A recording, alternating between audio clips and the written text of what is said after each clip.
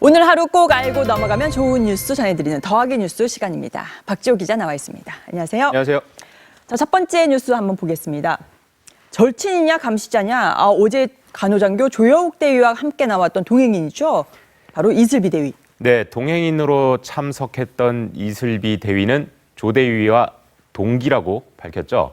그런데 더불어민주당 박영선 의원은 이 사람이 하루 종일 조 대위를 감시한다면서 의혹을 제기를 했고요. 먼저 어제 영상 보시겠습니다.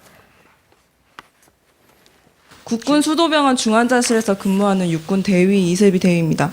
자, 이슬비 대위 부대에서는 어떻게 처리하고 여기 참석했습니까? 원래 휴가였습니다. 이게 개인적인 목적으로 휴가를 낸 날이었고 이 자리에 오는 것 때문에 공가 처리로 바꿔준다는 말을 들었습니다. 같이 동행하라는 그런 지시를 받고 여기 왔습니까? 아닙니다. 그런데 어떻게 공가 처리를 해줍니까? 국방부 측에서 동행해줄 근무자를 붙여주고 싶었는데 다른 근무자를 동행했을 때는 문제가 생길 거라고 판단을 했고 그래서 동기인 저를 선택했다고 판단합니다. 네, 공가라는 것은 그 병가 이외에 정당한 사유가 있을 때 허가되는 공식 휴가 이런 뜻이죠. 네. 예컨대 징병 검사를 받거나 국가기관에 소환될 때, 또 규정에 의한 투표를 하러 갈 경우나 승진이나 전직 시험을 볼 때, 국가적 행사 등을 참석할 때 인정이 됩니다. 이 대위의 말을 종합하면 국방부 측의 허가를 받았지만 개인 휴가 차원에서 참석한 것이다. 이렇게 해석할 수 있습니다.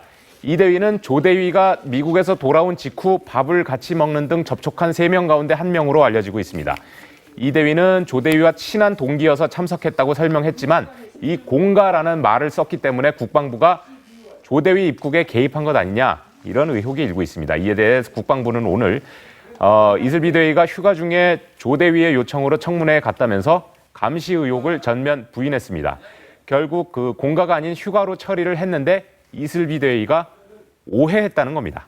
결국 휴가였다. 네. 이런 얘기인데 또 다른 또 오해가 있었나 보죠. 저기 조 대위가 국군 수도병원 중환자실로 발령이 나서 이 외부와의 접촉을 일부러 차단하려는 의도 아니었냐 이런 얘기도 나왔잖아요. 국방부는 이것도 오해라고 밝혔습니다. 인사 발령 전에 하는 부대 분류 결과가 내부 인트라망에 난 것을 인사 발령으로 오해했다는 겁니다. 유독 오해할 일이 많습니다. 자, 두 번째 키워드 한번 보겠습니다. 관심 돌리지 마. 태영호 전 북한이죠. 북한 주영?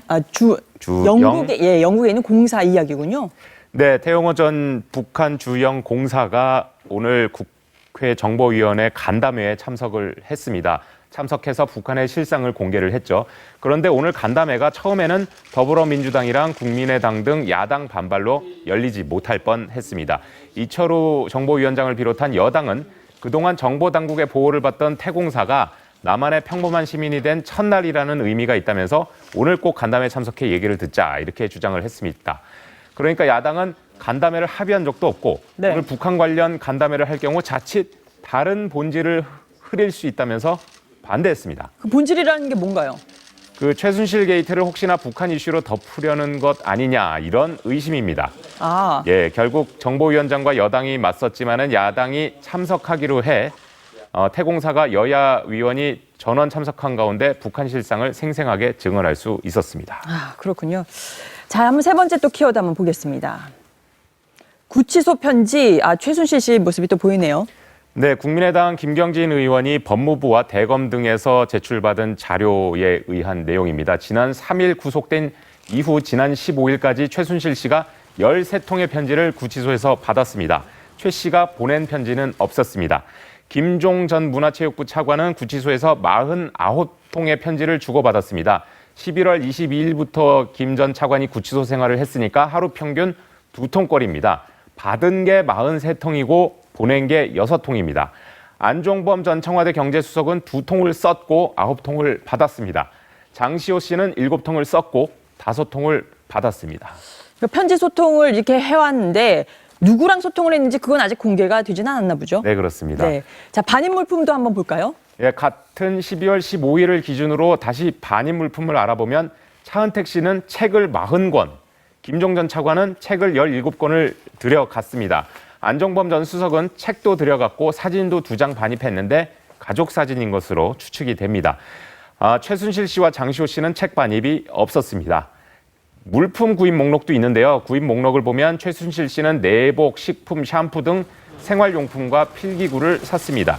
공황장애를 호소하면서 청문회 출석도 거부했는데 공황장애 약은 계속 물품에 없었습니다.